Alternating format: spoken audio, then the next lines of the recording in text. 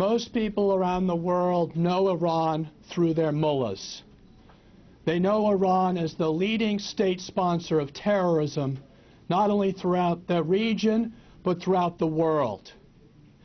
Today, we begin to make sure that the 70 million Iranian citizens have a voice and have a face and voice here in Washington, D.C., so that the American public is not confusing a small minority of dictators as the true reflection of the proud Iranian people.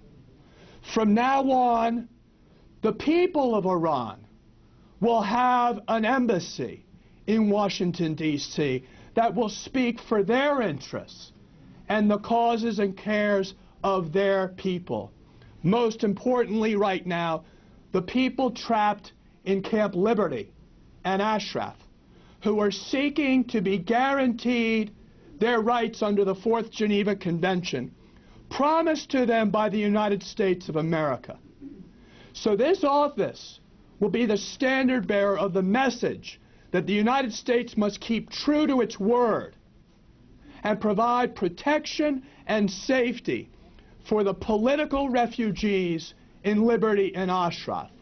It's entirely inconsistent for our country to say we don't want Iran to have a nuclear weapon and we want to change Iran, and yet not be for the main democratic opposition, whose main purpose, as you've heard Madam Rajavi say again and again, is a constitution very much like our own. This is a time when we should come together. It couldn't be a more important time, and like the others have said, I congratulate the legal team that gave us this opportunity to have a legitimate voice in Washington, D.C., for what you did to delist the MEK and unshackle the voice of the Iranian people here in Washington, D.C. Thank you so much. It's a great honor to be here. It's a great day, certainly, for the NCRI to be here. And I'm very heartened by the remarks of my distinguished predecessors. 10 years ago this summer, I was the tip of the spear for American foreign policy in Iraq. And so today, when I see what is happening at what is wrongfully called Camp Liberty, what I see is happening to the residents of the Mujahideen, I'm extremely disheartened. America had an obligation then, and in my mind, that is a responsibility that continues. We declared under the Geneva Convention that they were protected persons. At what point does that obligation cease? And so, in 2003, when I assumed the mission of protecting the Mujahideen in the deserts of Camp Ashraf, in my mind, that obligation continues. And so I hope to see it's very heartening to see the bipartisan U.S. Political support for this mission, and I hope to see great success. And as was stated earlier, not just for the 3,500 Mujahideen at Camp Liberty, but for the entire population of the great nation of Iran. Thank you so much. Thank you. And this is going to be the quickest disappearing act you've seen me since television. So all of you have been so patient. Everything that has been said, I obviously wholeheartedly endorse.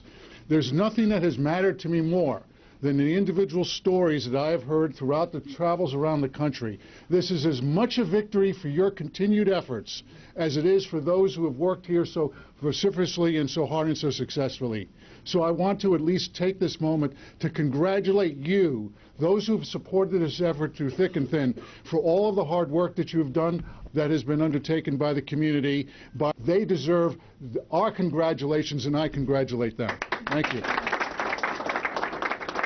We are all here to celebrate history, and we see this remarkable transformation that is underway in the Middle East, but is going to take years and decades to mature.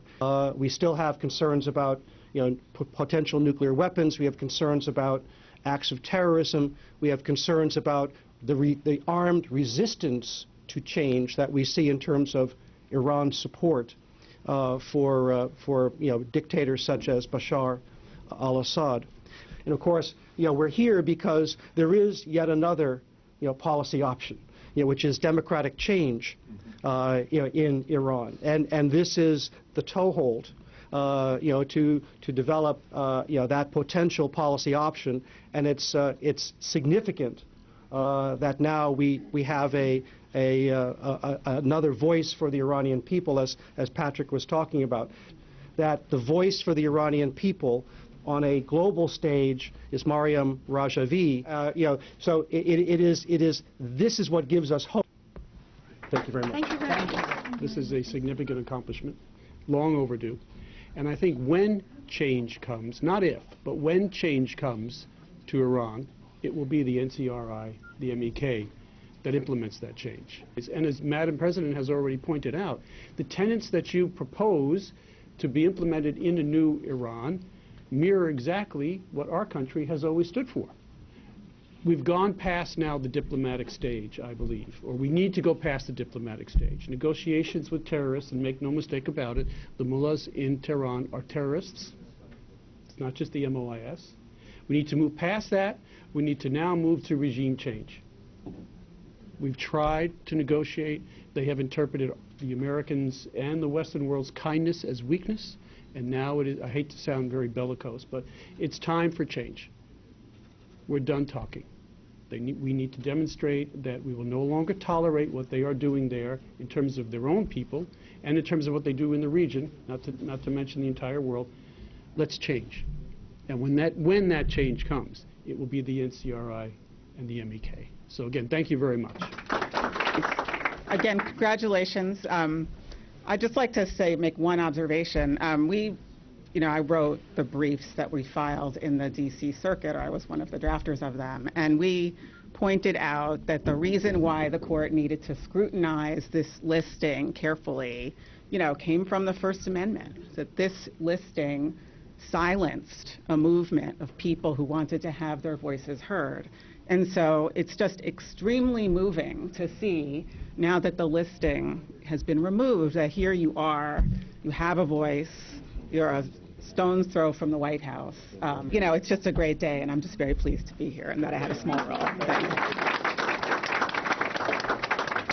I wanted to add just one thought, which has been alluded to by others, and that's this, that in addition to whatever prospects this office represents for the change, ultimate regime change in Tehran and change in U.S. policy toward Iran, I think it also represents an enormous benefit and enormous achievement on behalf of the American people as such, because that the campaign of fear around the so-called war on terrorism that was beginning to take a toll on free thought in the United States had to stop at the edge of the rule of law. So congratulations to the organization, congratulations Suna in particular, and this is a great day.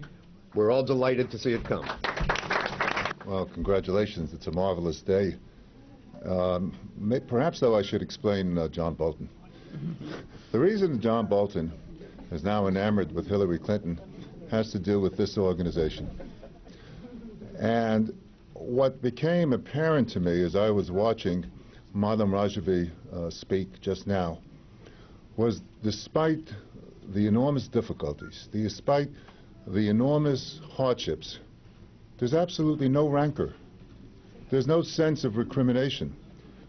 And to me, it's amazing that despite these tribulations, you have the moral fiber to continue to be so positive, to keep your eye on the ball. And the ultimate ball, of course, is freedom. Freedom for the people of Iran from the tyranny that they are subjected to. When we had the loss in the courts initially, it gave us an opportunity, as Stephen just pointed out, to have a change in the law which benefits not only you, but benefits all Americans, because the essence of American democracy is that you cannot allow the executive branch to have unbridled discretion, because that's a road that's far away from democracy, and you stopped that decline. So I congratulate you on this marvelous day.